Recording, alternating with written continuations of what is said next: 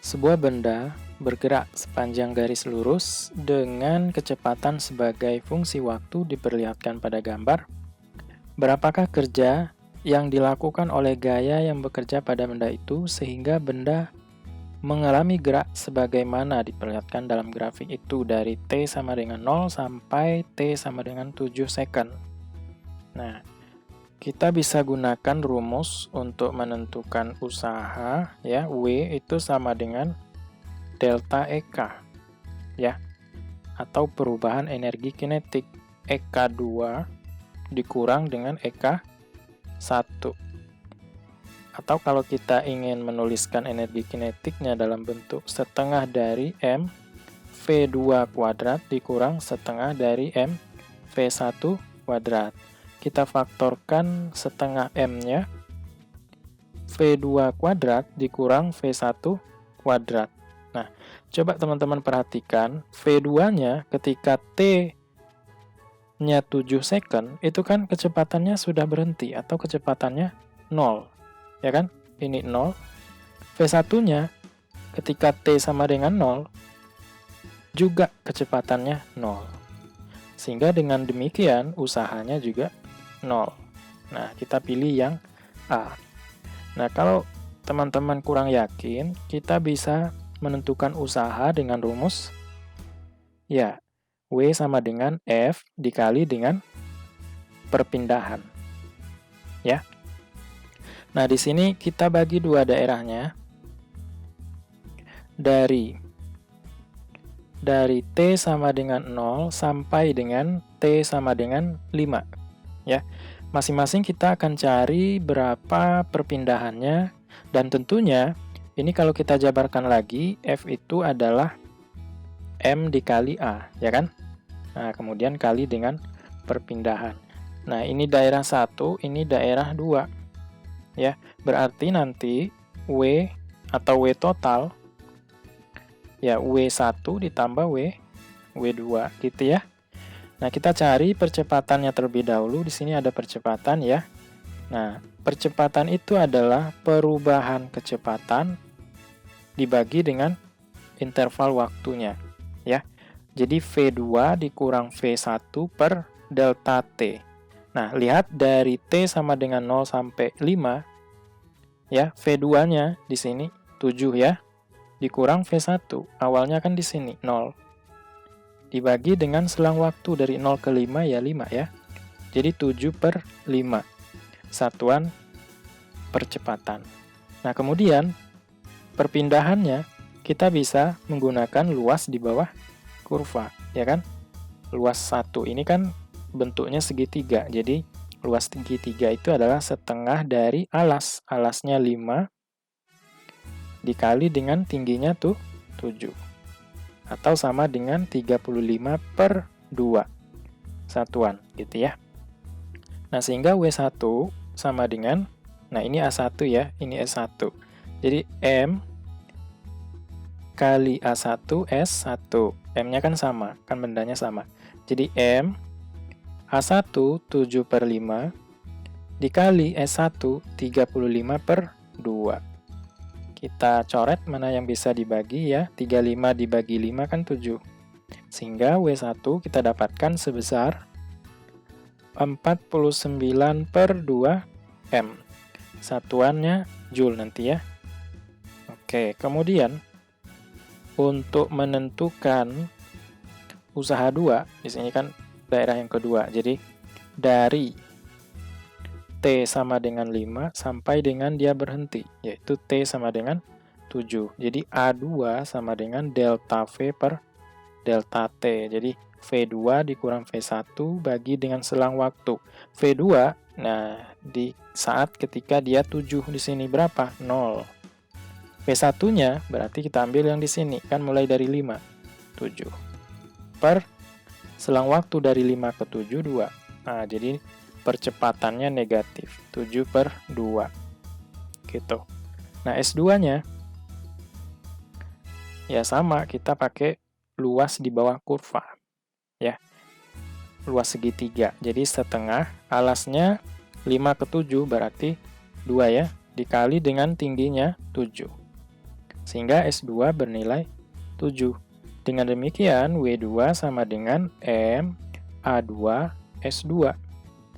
M, ya, A2-nya berapa? Min 7 per 2 dikali S2, 7. Ya, ini kalau kita kalikan, min 7 kali 7, min 49 per 2 M. Nah, sehingga W total itu W1 ditambah W2. W1-nya 49 per 2M ditambah W2-nya min 49 per 2M juga. Ya, tapi tandanya beda.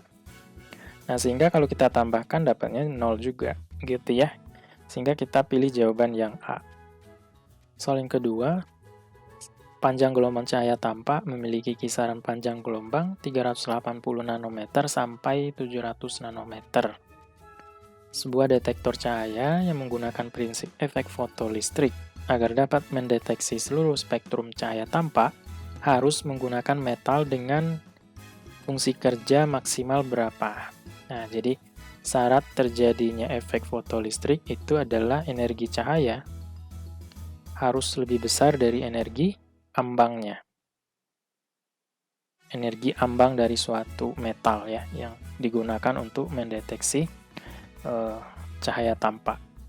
Nah, rumus dari energi itu kan sama dengan konstanta Planck dikali dengan frekuensi, atau frekuensi itu kan C per lambda. Nah, tinggal ganti gitu ya.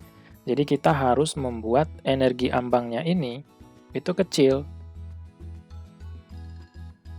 Atau dengan kata lain, kita ambil yang panjang gelombangnya paling panjang, yaitu merah. Ya kan? Supaya energi ambangnya kecil. Coba kalau kita lihat beberapa spektrum dari cahaya tampak. Nah, ada ungu, biru, hijau, kuning, jingga, merah. Nah, gelombang cahaya tampak yang panjang gelombangnya paling panjang yaitu yang merah. Ya kan? Nah, kalau seandainya kalau kita ambil atau kita bekerja di cahaya hijau, itu kan panjang gelombangnya segini ya. Berarti nanti yang terdeteksi di detektor itu adalah hijau, biru, ungu. Kuning, jingga, merah nggak bisa, karena energinya nggak nyampai. Ya, atau energinya kurang dari energi ambang. Gitu ya. Baik, kita lanjutkan, berarti energi ambang sama dengan H itu biasanya diketahui di soal, konstanta Planck nilainya 6,6 kali 10 pangkat 34 Joule second ya. Ya, kalau nggak salah Joule second. Kemudian, kecepatan cahaya 3 kali 10 pangkat 8 meter per second. Nah, tinggal kita masukin aja angkanya 6,6 kali 10 pangkat min 34 dikali kecepatan cahaya 3 kali 10 pangkat 8 dibagi panjang gelombang yang 700 nanometer. Kalau kita rubah ke meter, 700 kali 10 pangkat min 9, ya kan? Meter, atau 7 kali 10 pangkat min 7 meter ya. Oke, 7 kali 10 pangkat min 7. 6,6 kali 3 hasilnya adalah 19,8, ini bagi 7 kali 10 pangkat min 34. Di sini tandanya positif, tambah 8. Yang min 7 naik ke atas jadi positif 7 ya.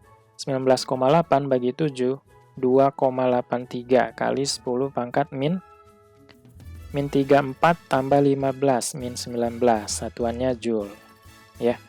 Nah, karena di pilihan jawaban diminta dalam elektron volt, maka kita rubah satuannya menjadi elektron volt, di mana 1 elektron volt sama dengan 1,602 kali 10 pangkat min 19 Joule ya.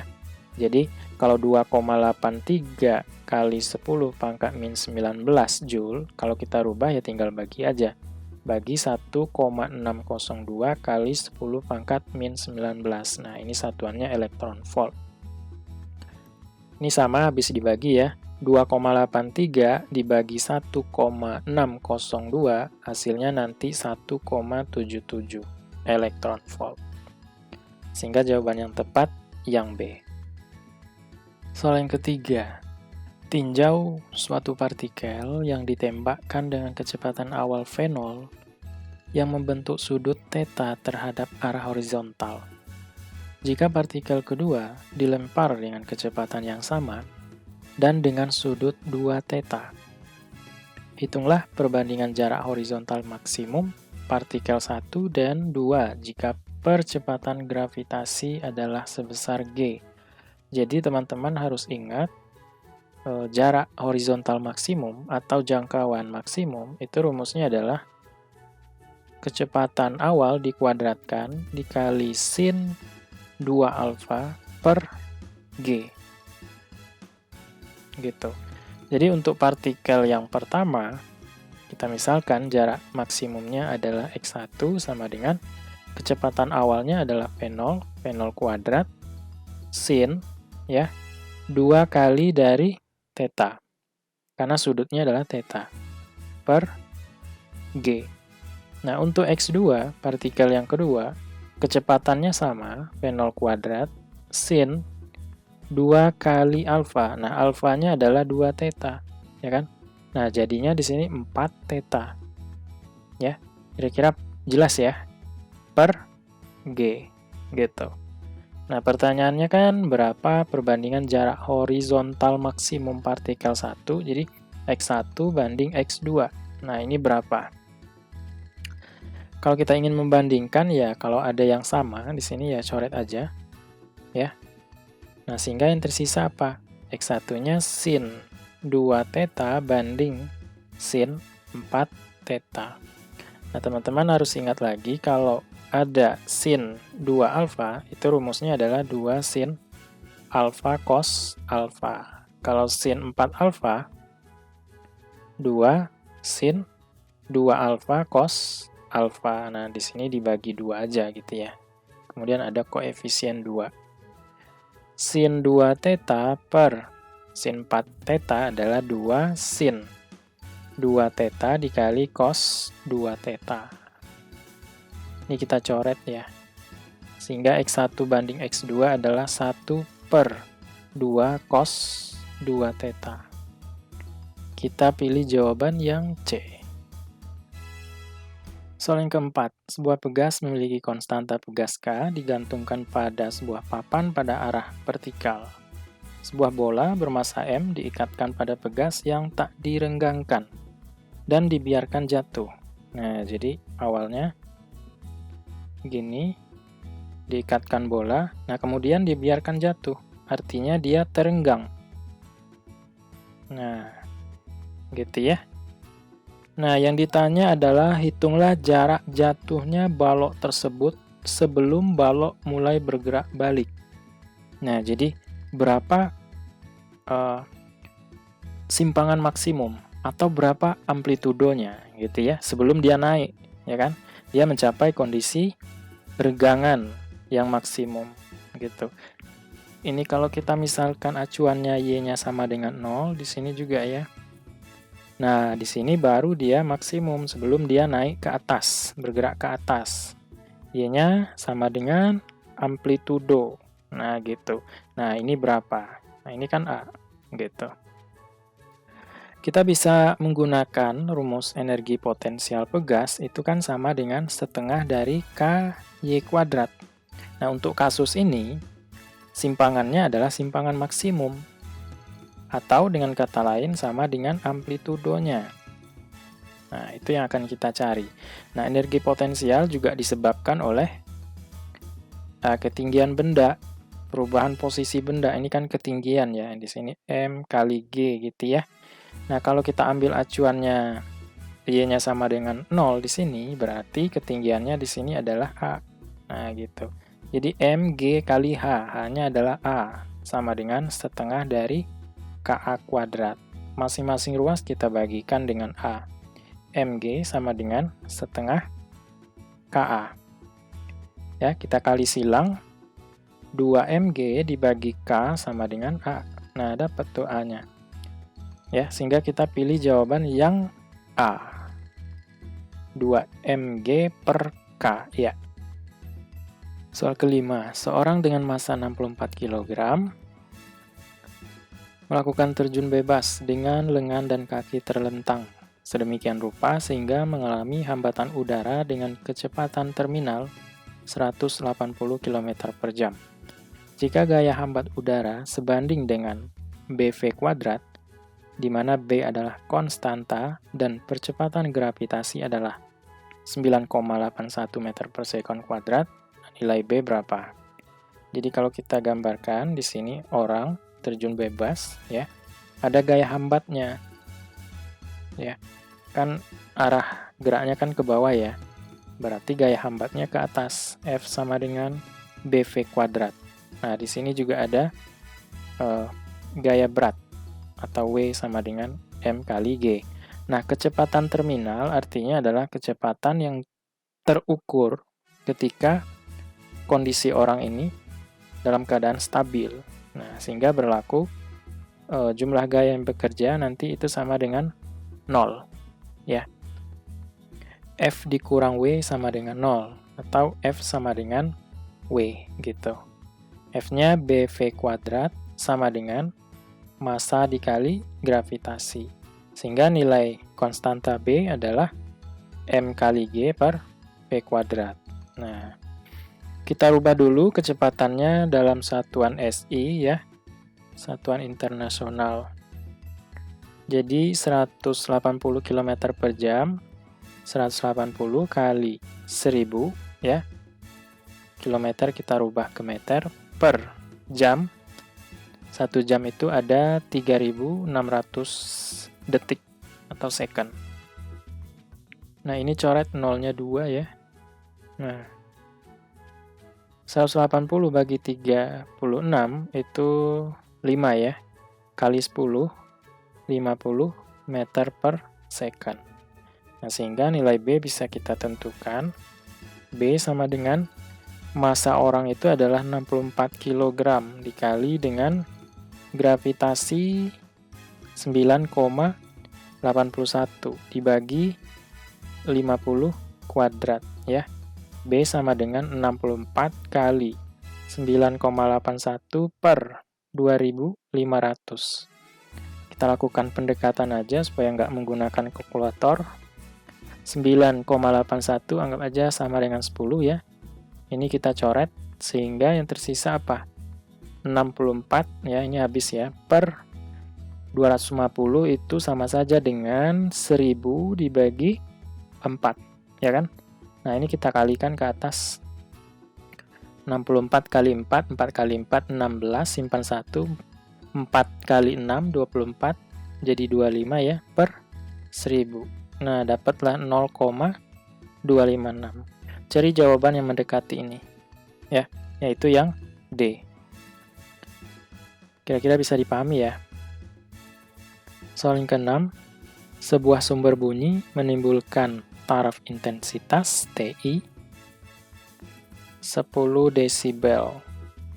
Jika ada 10 sumber bunyi, N-nya 10, yang identik, berapakah taraf intensitasnya? Jadi, T, I, N. Ya. N ini banyaknya sumber bunyi. Itu rumusnya adalah taraf intensitas untuk satu sumber bunyi ditambah dengan 10 log N. Ya. Nah, tinggal kita masukin aja.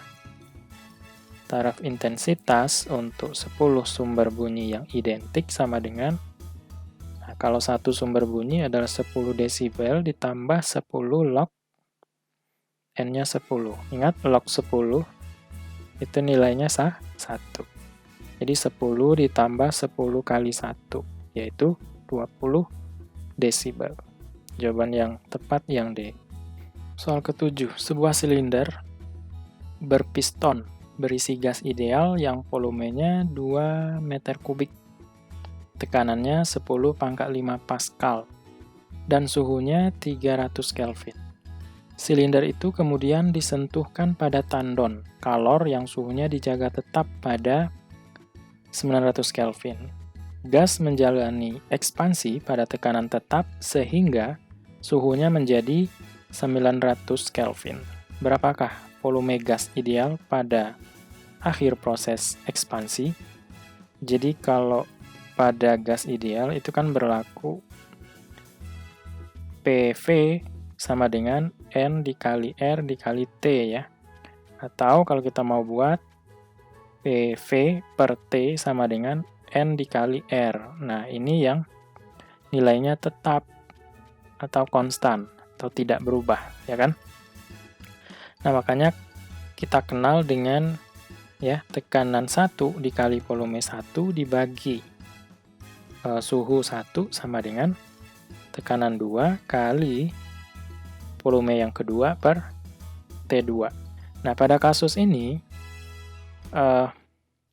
dijaga pada tekanan tetap. Jadi, P1 sama dengan P2. Nah, sehingga kita bisa coret atau sama-sama habis dibagi ya.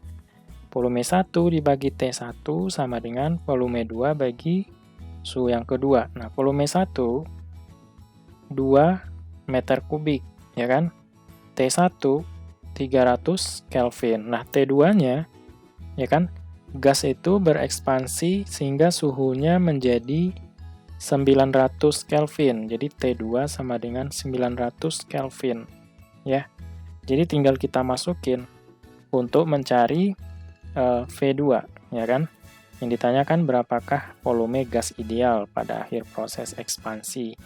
Jadi V2 yang ditanya, ya, tinggal kita masukin V1-nya 2 per T1 300 sama dengan P2 per T2 900. Ya. Ini sama-sama dibagi 300, 1 ini 3. Nah, tinggal kali silang. Sehingga kita dapatkan V2-nya sama dengan 2 kali 3, yaitu 6 meter kubik. Nah, kita pilih jawaban yang A. Soal yang ke-8, suatu mesin melakukan kerja 200 Joule. W sama dengan 200 Joule. Untuk setiap putaran, jika panas yang terbuang, Q2, 400 Joule. Untuk setiap putaran mesin, maka efisiensi mesin tersebut adalah yang ditanya eta. Di mana rumus eta adalah ya, usaha dibagi dengan kalor total atau kalor yang masuk. Nah, gitu. Ini kan tidak dalam bentuk persen ya. Kalau nanti diminta dalam bentuk persen ya tinggal kali 100%. Jadi kalau kita gambarkan siklusnya, gini kira-kira ya, ini adalah kalor yang masuk atau Q1. Nah, sebagiannya dirubah menjadi kerja atau W. Dan sebagiannya lagi dibuang. Ya kan? Atau Q2. Nah, sehingga besarnya kalor yang masuk ya Q1 sama dengan kalor yang diubah menjadi kerja ditambah dengan kalor yang dibuang. Gitu. W-nya 200 ditambah Q2 400. Sehingga kalor yang masuk adalah 600. Dengan demikian, kita bisa masukin ke sini ya. W-nya 200 dibagi Q1, 600. Ini dicoret, 2 bagi 6, 1/3. Nah, sehingga jawaban yang tepat yang B. Soal ke-9, terkait dengan medan magnet. Oke. Jadi magnet itu ada kutubnya, ada kutub utara. Nah, ini garis gaya magnetnya kayak gini. Nyebar ke segala arah. Kalau kutub selatannya, ini menuju satu titik gitu ya. Atau terfokus ke situ. Nah, gitu gambarnya. Nah, kalau magnet kan ada dua kutub, utara, selatan, maka garis gaya magnetnya kayak gini. Nah, terus gini, ya kan? Gitu. Kalau mau gambar yang lebih bagus kayak gini. Nah, ini.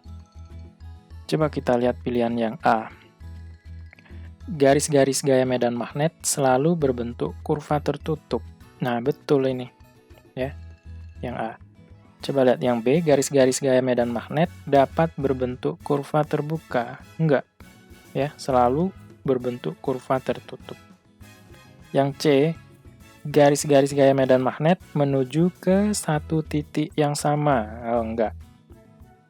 Dia bisa ke berbagai titik yang berbeda nih. Kan titik 1 misalnya. Nah, ini titik yang kedua. Yang D, garis-garis gaya medan magnet meninggalkan satu titik yang sama. Enggak juga, ya kan? Ini utara, selatan. Nah, titik ini ditinggalkannya, terus titik ini juga. Kan enggak sama ya. Bisa berbeda-beda titiknya. Yang E, garis-garis gaya medan magnet bisa saling berpotongan. Oh, tidak. Ya. Nah, berpotongan maksudnya gini. Yang satu ke sini, terus yang satu lagi kayak gini. Nah, ini enggak pernah terjadi ya. Sehingga kita pilih yang A. 10. 3 buah resistor masing-masing sebesar 15, 4, dan 8 ohm disambung secara seri, kemudian dihubungkan dengan baterai dengan beda potensial 9 volt. Perbandingan beda potensial yang terukur di ujung-ujung resistor 4 ohm dengan beda potensial totalnya adalah, nah jadi kalau kita buat rangkaiannya,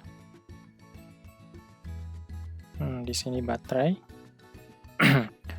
ini R1, ini R2, ini R3, ini 15 ohm, 4 ohm, dan 8 ohm. Nah, di sini potensial totalnya adalah 9 volt. Nah, pertanyaannya adalah, anggaplah di sini yang terukur adalah V2 gitu ya.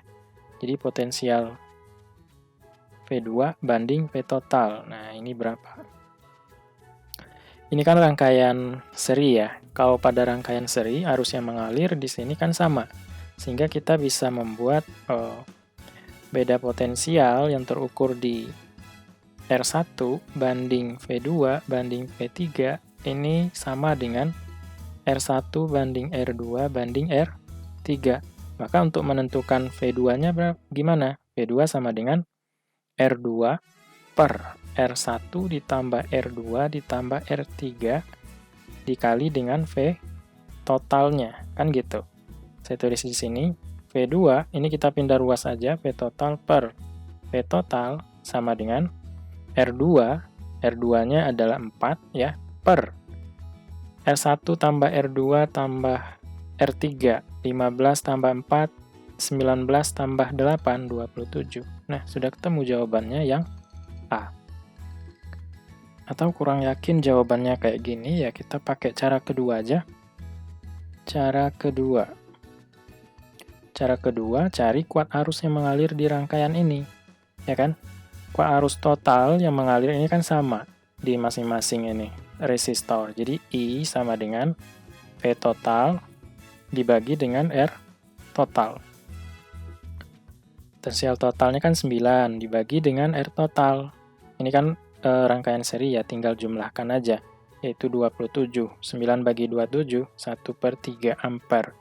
Nah, sehingga kita bisa menentukan potensial yang di R2, yaitu I dikali dengan R2. I-nya berapa? 1/3. R2-nya berapa? 4.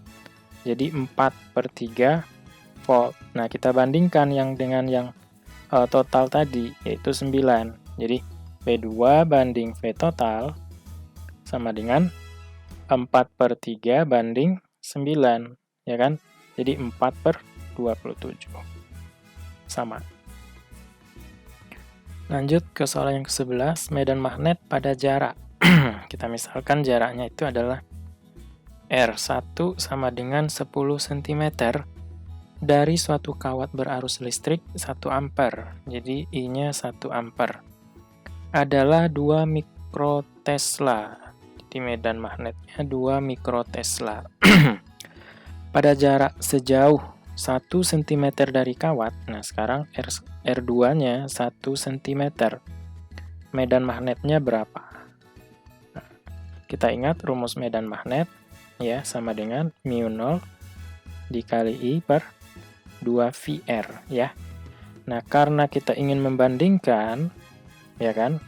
Sumbernya sama, tapi jaraknya yang dibedakan ya. Berarti, nah ini boleh kita hilangkan nanti. Mu nolnya pasti sama juga. Nah, karena kawat yang sama, I-nya 1 ampere sama juga, sehingga B-nya berbanding lurus, berbanding terbalik dengan R, atau 1 per R, gitu. Nah, kalau kita ingin membuat persamaan, ya tinggal buat B2 per B1 sama dengan 1 per R2 per 1 per R1. Nah, tinggal kita rapikan aja. R1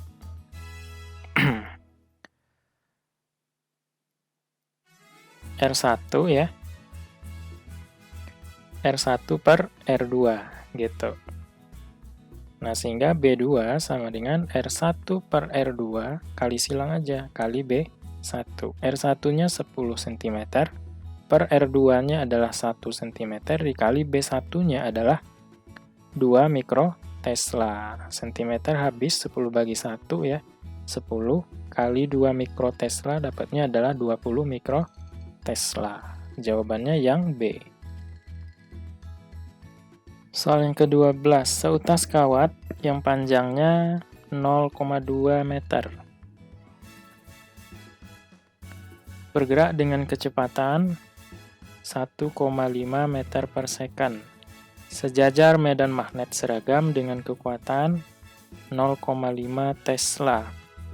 Besar GGL yang terinduksi di dalam kawat tersebut adalah, nah GGL induksi adalah B dikali L dikali kecepatan dikali sin theta. Nah, theta itu adalah sudut antara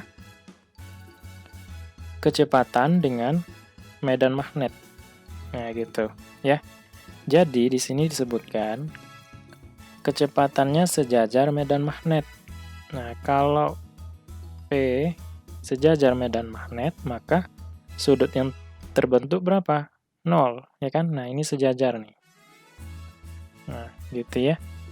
Sehingga kita masukin ke sini, GGL induksinya adalah B-nya berapa? 0,5 dikali 0,2 dikali kecepatan 1,5 dikali sin 0. Nah, sin 0 berapa? 0, ya kan? Nah, sehingga GGL induksi adalah 0. Jawabannya yang E. Nah, biasanya kan kita menggunakan GGL induksi itu kan B dikali L dikali V, ya kan? Nah, tapi perlu diingat ada sin theta ya, yaitu sudut yang dibentuk oleh kecepatan dengan medan magnet. Kalau dia sejajar berarti sudut yang terbentuk 0. Kalau dia tegak lurus berarti 90. Makanya kita biasanya menggunakan ini ya kan, karena sin 90 nilainya 1, tapi dasarnya ya dari sini. Nah, gitu ya. 13. Seberkas cahaya datang sejajar sumbu utama sebuah lensa cembung sehingga dibiaskan mengumpul di titik apinya. Jika di depan lensa cembung itu diletakkan lensa cembung kedua, maka kita tahu bahwa